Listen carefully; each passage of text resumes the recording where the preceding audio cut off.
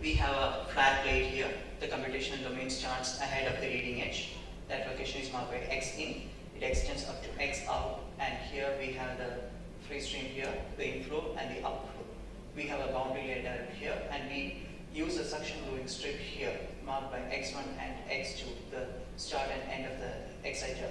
The exciter, we are using a suction gluing strip, and the amplitude of excitation is actually 0.2% of the free stream velocity, and FF actually indicates the non-dimensional physical frequency indicated by the formula here. And these are the parameters used for this particular case. Here the results plotted are at a location 10 grid points above the flat plate surface. We have a small strip here, and the results are plotted here. These are the disturbance velocities. Here we can see the TS wave packet, or the Tolman-Stettin wave packet, which is rooted in space. And here we have the spatio-temporal wavefront, which is coming from downstream and growing in size, which we can see here. So I'll be elaborating on the significance of the spatio-temporal wavefront here. A landmark paper in the research spatio-temporal wavefront was published in 1994, which is actually the pioneering paper on which the boundary contour integral was introduced. And in 2004, we had the tsunami in Asia, which prompted the researchers to go back to the paper in 94 and examine why a stable Ekman boundary layer can support such a high amplitude wave. And what they found was actually when they computed over longer domain, they found the spatio-temporal wavefront as a solution of the Osamov-Field equation. And continued investigation actually led to the same discovery and 2D case for a solution of Navier-Stokes equation, and also for the 3-dimensional case here. And then the natural question arises why the previous researchers have not really observed it. And that takes us to the paper here. This was a paper presented in 1990 by Faisal Ritz and Consulman, and they presented, and I quote, however, due to the fact that for the simulations the disturbance are introduced for t greater than 0 into a flow that was prior to that steady and undisturbed, the propagating time periodic Tolman shifting waves are preceded by a wavefront that is essentially a wave packet. Of course, the nonlinear behavior of the leading wave packet would be very different from that of pure Tolman shifting waves. The more complicated developments in this leading wave packet are not considered here, but will be the subject of another detailed investigation. We strongly believe that the wave packet they observed was the spatio-temporal wavefront, but they failed to investigate it further. So we actually recreated the case that they computed. So, this is another paper that they published in the same year, where they showed the 2D computations. And the domain, these two lines here actually mark the computational domain that was implemented in the paper. And that was very small, and that is marked by here. They started from 0.6839 to 4.062, whereas we compute from minus 0.05, which includes the leading edge, to 120 compared to 4.062. The exciter parameters are the same, and this is what we observe. When we don't consider the leading edge, the TS wave packet is rooted in space, and we have the spatio-temporal wavefront here. We have computed by both the fourth order accurate method and also the complexity.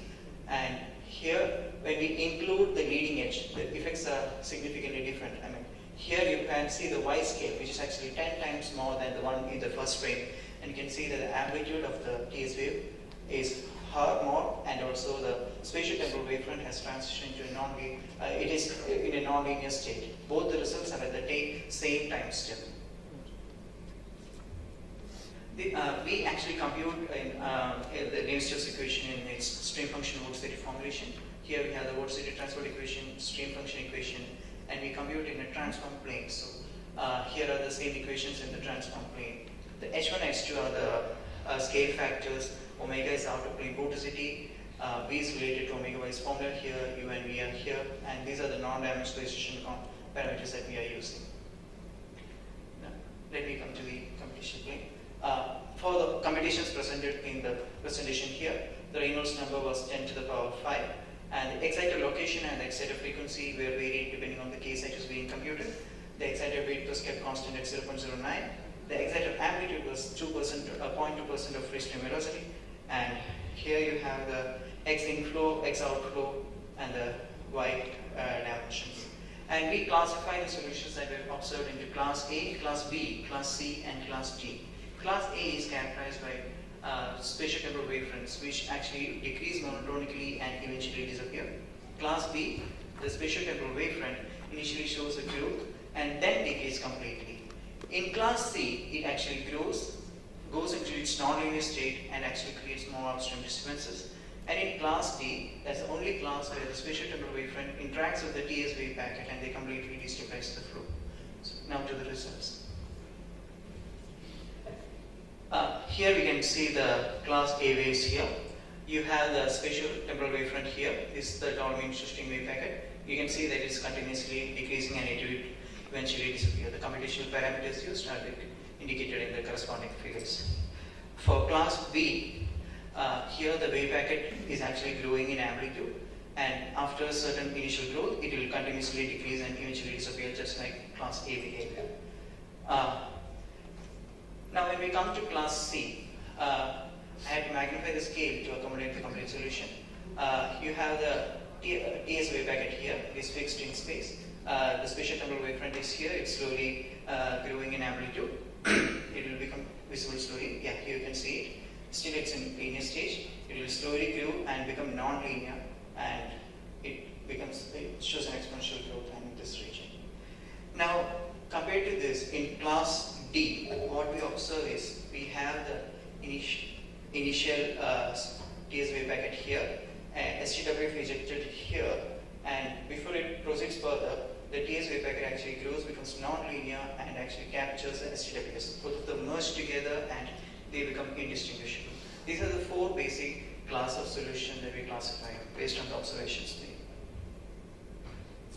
Now, to illustrate the effect of upstream creation of upstream disturbances, we have computed class C again with a higher amplitude for illustration purposes.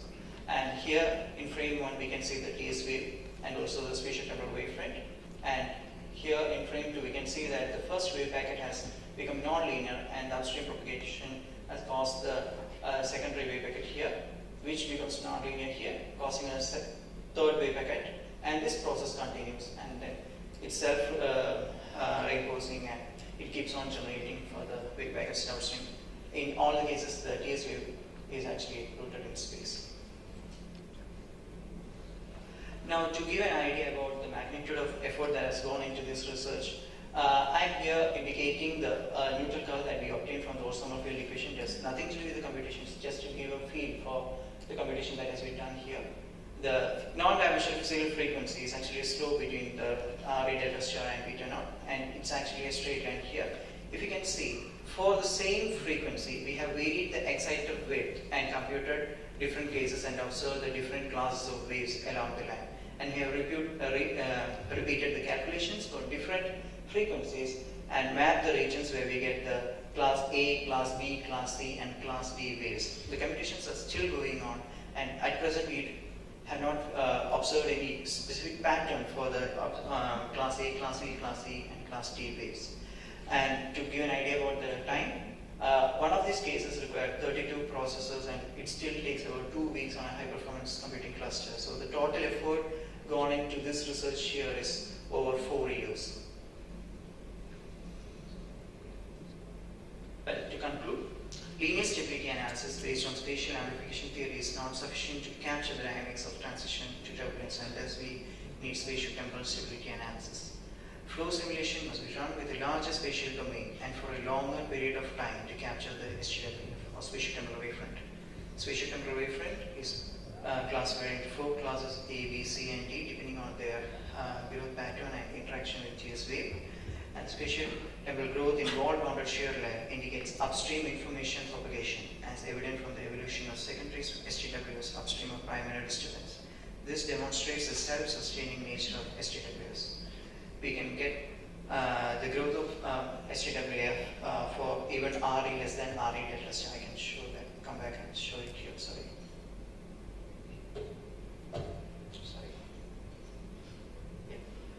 Here you can see the RE critical, which is marked by the dotted line here. Sorry, actually, this linear theory says that ahead of the RE critical, we have a stable flow, but still we have we observe class D behavior in that critical rate. we also compute with heat transfer, but we are not presenting the results here. But we